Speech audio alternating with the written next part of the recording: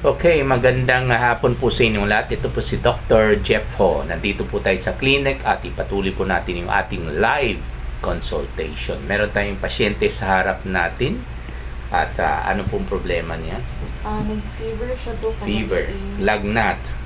Kailan nag-start? Kagabi lang do. Kagabi, anong oras po? Mga 7 p.m. Alas 7 ng gabi. Yes po. How about kaninang umaga? Nandyan pa po yung fever. Nag-fever gyapon siya do. Hindi mawala yung fever niya. Yes po. Kahit magpagbigay tayo ng paracetamol. Wala pa po na siya. Yan, parang yung narinig po niyo yung ubo niya. Hindi mo na siya minum tambal Okay, do. sige lang. Pero narinig po niyo yung ubo niya. Talagang malaman, no? Sa English, productive. Ayan, productive cough. So, more or less, kahit hindi pa tayo nag-umpisa ng history taking, okay, mga ilan tanong pa lang at marinig natin may nag-ubo ng ganito, alam na po natin, no, na mukhang ang kaniyang lagnat dahil po sa infection ng baga, no? So, ilan araw na po yung ubo niya. Ano sa nagsugod? Kailan nag-umpisa yung ubo niya? Kayo po ang nanay? Yes do. Ay, hindi po ninyo Wala alam. man siya giugod do. Sandali lang po. Kasama po kayo sa bahay. Yes do. Dapat. Pero nag-work mo. Ayun. Kahit na mag-work ka, syempre, umuwi kayo sa bahay, di ba? At saka yung trabaho ninyo is 8 hours a day. May 16 hours pa kayo sa bahay kayo naman. Hindi mo ako sa maduhog na mag-ubo-ubo ganin sa balay do. Oh, really? Yes, po. Huwag mong sabihin, ngayon lang siya nag-ubo ng ganito. Siguro yung papa, halap. Ay, mamaya na lang. Sige lang. Sige. Mamaya na, love. Ayan, pumasok na si love. O, pasok, love. Paki-mask po kayo. Love. Marami ang ubo ni Kutsud. Ubo? Kailan daw? Ay, Kahapon, ay, ganina lang siguro. ayun, hindi pa sure. Kagahapon, kanina lang siguro. So, kahapon daw or kanina. Anyway, ang the best natin tanungin ay mukhang hindi sure ang ang ina at ang ama. Yan. Ito, tanungin na lang kita. Kailan nag-umpisa yung ubo niyo? Kano sa nagsugod yung ubo? Gahapon or tungo sa kaadlaw pa? Ha? Monday pa? Lunes. So, dugay-dugay na po, no? Biyernes na din karon. Ubo siya. Okay, so anyway, mukhang pang 5 araw na yung ubo niya. Mukhang wala yata palagi yung tatay at nanay sa bahay siguro, no? Joke lang. Mukhang ang binabantay ng tatay at nanay sa bahay, hindi yung anak, kundi yung cellphone. Tama po ba? Ha? Nakikita mo, no? Anak? Oh, anong ginagawa ng tatay nanay niyo sa bahay? Naga-cellphone. Ha? Silang dalawa? Ayun. Sabi ng nanay sa anak niya, pataka ka lang. Abo sa balay, mga laba, manggaling ko na. Ayun, naglalaba daw. Ayun. Sige nga. Sige lang. Okay lang. Anyway, hindi naman kayo nakuha dito So, okay lang. So, anong kulay ng plema po ninyo? Green. Green pa. Hindi pa po yellow. Hindi pa. Green pa, ha? Okay. So, lumalala po ba yung ubo ninyo? Nagasamot ba grabe yung ubo? Paminaw nyo. So, lumalala daw yung ubo niya. So, imposible naman, na Monday pa yung ubo niya. Hindi niyo alam. Ano ba yan? Ayan, sige glaag. Yan. Ayan, sinisi na yung anak niya. Sige daw glaag. Ibig sabihin, palaging umalis sa bahay daw. Permi sa yung igagaw sa Ayun, balay. permi daw sa yung igagaw. Yung sa pinsan niya, dandun daw siya. Sige dula, palagi daw naglalaro. Ayun. So, hindi ba po part sa disiplina ng nanay at tatay na dapat ang anak galing sa school, kailangan huwag nang lumabas sa bahay at sa bahay talaga at mag-umpisa na mag-aaral. Di ba? Ganyan dapat, di ba? No? Tama ba? Ay, dili po daw siya maminaw. Ayan, sinisi na naman yung... Ayan, gahig ulo daw. Ayaw daw makinig. Di daw siya maminaw. Ayaw daw makinig yung anak niya. Gahig ulo. Sa Tagalog, matigas ang ulo. Ayan. Totoo po ba yan, anak? Ayan, totoo daw. So, anyway, pareho kayong may mga kasalanan. Ha? Kayo bilang isang anak, ha, makinig ka sa tatay at nanay ninyo. Ha? Kayo rin tatay at nanay, ha? Okay, wag palagi sa cellphone nakatutok yung mga mata ninyo. Ha?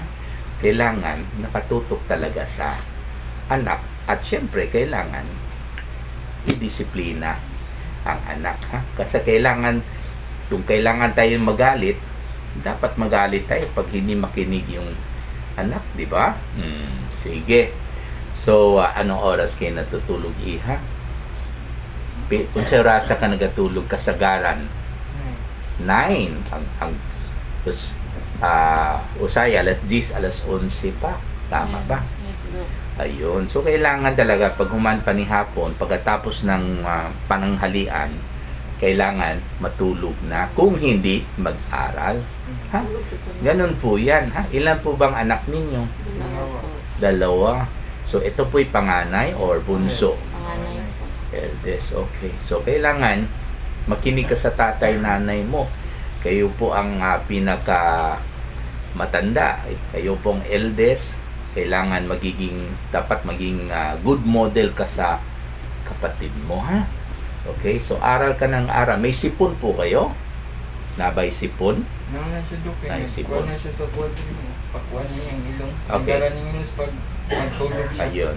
May naninigarilyo ba sa bahay? Ayan! Ayan, tatay. Aba, parang galit ata yung tatay. Tumingin sa nanay. Nabisto. Yun, isa rin yan. Kaya itigil na niyo yung paninigarilyo ninyo. Kasi po, pag meron tayong isang miyembro sa bahay na nigarilyo, yung ibang miyembro po, madaling magkaubo. Okay? Anyway, hindi naman po siya nagtatae, kalibanga, wala. Naglibang-libang siya gabi ito. Naglibang-libang. Ilang beses siya naglibang-libang. Ibig mo sabihin, nagtatae siya kagabi? Yes, diba? Kalibanga ka? Binangkadlaon. Ilang mga kapila? Ilang beses po? Naglibang ganihan ba? Once lang man. Kaya Ganihan. isa o karong alas 12. Ganihan Okay. kadlaw, naglibang po din siya. Kaya isa Ilon dito. niya, nalibang na po siya. Okay. Ayun. Sige lang. So anyway, yung pagbasa ng dumi niya, pwede yan, part lang yan ng kaniyang infection sa baga, no? Okay, kumbaga, kahit UTI, okay, lalo sa mga bata, pwede magbasa yung dumi niya, no? Kahit may tonsillitis, pwede magbasa yung dumi niya. Although yung infection po ay wala sa bituka, kundi nasa baga, katulad ng pneumonia, or nasa daanan ng ihi, katulad ng UTI, or nasa tonsil, katulad ng tonsillitis, no? So maaaring yung diarrhea niya ay dahil pa lang po sa ibang infection, no, na wala sa bituka.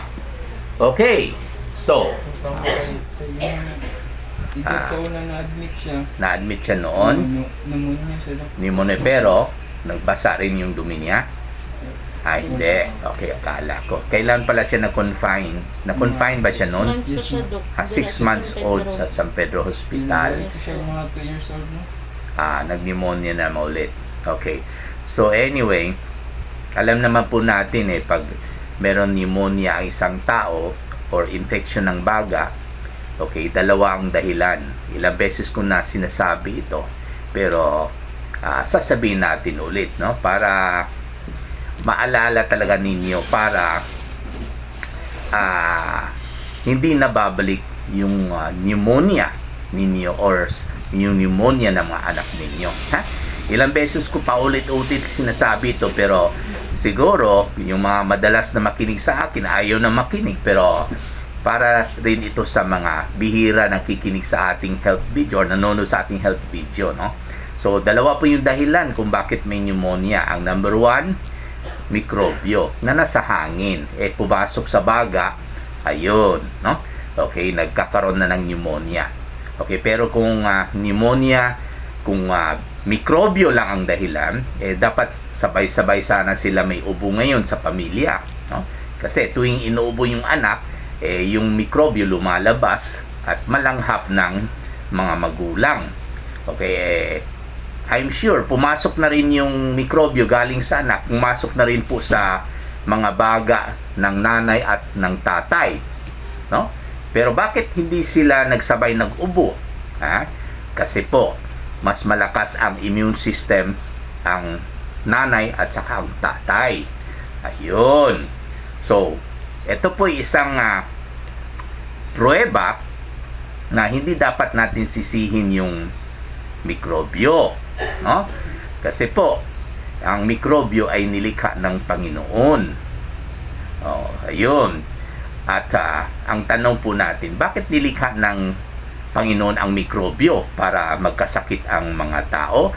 Hindi naman po. Okay, katulad ng sinabi ko, kung mikrobyo ang dahilan, dapat sabay-sabay sila magkapulmonya. Or mauna yung anak magkapulmonya, then later on, susunod yung pulmonya ng tatay at saka yung pulmonya ng nanay. Siyempre, kasi yung mikrobyo nga galing sa anak, makapasok rin sa baga ng tatay at nanay. Okay? Dahil sa humihinga rin sila ng parehong hangin, siyempre, di ba? Bakit hindi sila nagkasakit ang nanay tatay? Kasi nga, yung immune system nila ay malakas. So, therefore, ang talagang dahilan ng pneumonia ng anak nila ay hindi po talaga dahil sa mikrobyo, kundi dahil sa mahina ang immune system, yung body resistance. Ayun. Bakit humina ang immune system or yung body resistance ng anak nila? Dahil po, number one, dahil sa pagod. Takbo ng takbo. No?